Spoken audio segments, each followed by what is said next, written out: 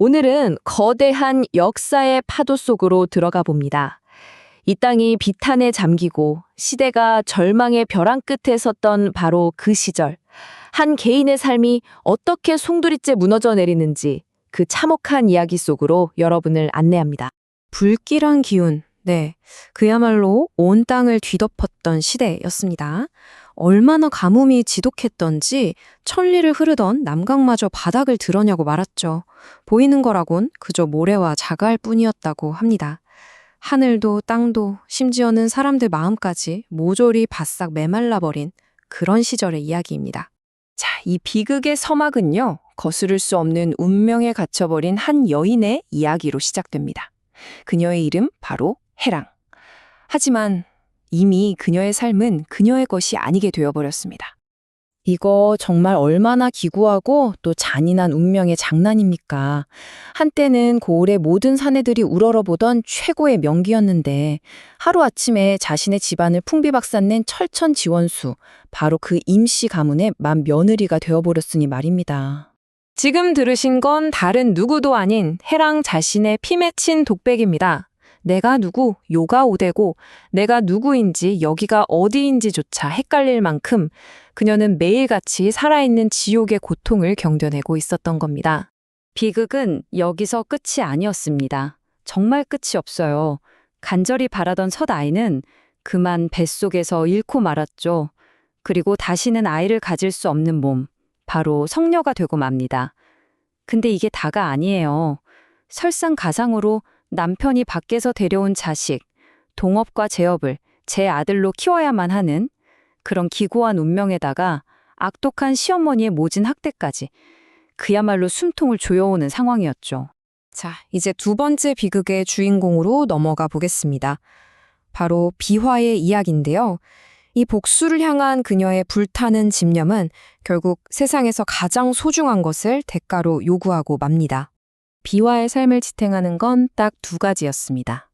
원수인 임씨 가문을 반드시 무너뜨리겠다는 그 복수심, 그리고 돈을 향한 끝없는 욕망, 오직 이것뿐이었어요. 그런데 그 이글거리는 불길이 결국 그녀의 눈을 멀게 해서 정작 가장 소중한 것을 보지 못하게 만들고 맙니다. 네, 그녀는 잊고 있었던 겁니다.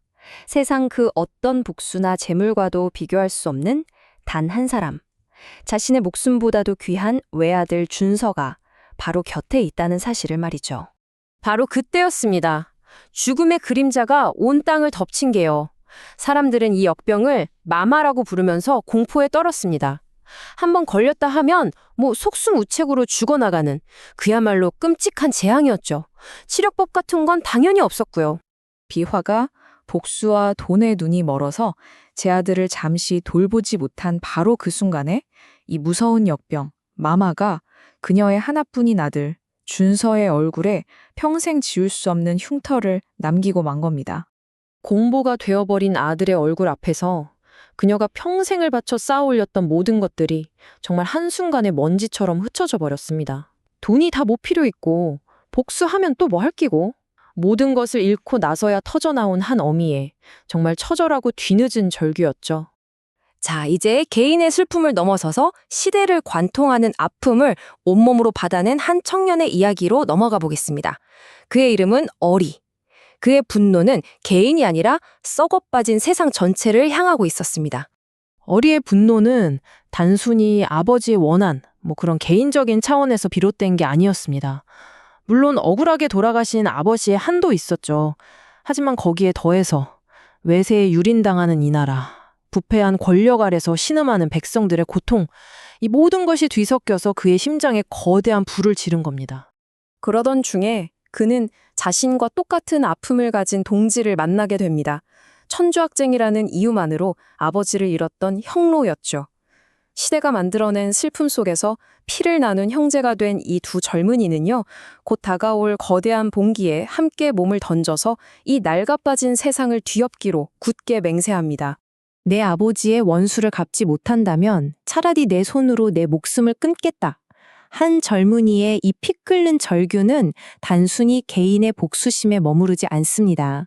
이건 바로 짓밟히고 억압받던 그 시대의 모든 아들들이 터뜨리는 거대한 분노의 포효였던 겁니다. 자, 이렇게 각기 다른 비극을 짊어진 세 사람의 운명. 이제 이들의 이야기는 거대한 역사의 소용돌이 속에서 피할 수 없는 하나의 파국을 향해 맹렬하게 휘몰아치기 시작합니다. 한번 보세요. 원수의 집에서 남의 자식을 길러야 하는 해랑, 그리고 복수의 화신이 되어 돌아온 옛 동생 비화. 이 두 여인의 숙명적인 대결은 정말 피할 수가 없겠죠. 그리고 이 모든 개인의 원한과 슬픔마저 집어삼킬 거대한 봉기의 불길을 당기는 청년, 어리. 과연 이들의 운명은 어디서 또 어떻게 폭발하게 될까요?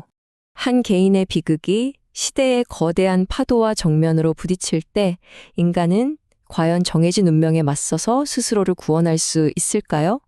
그들 앞에 놓인 것은 과연 구원일까요? 아니면 더 깊은 파멸일까요? 이야기는 이제부터가 진짜 시작입니다.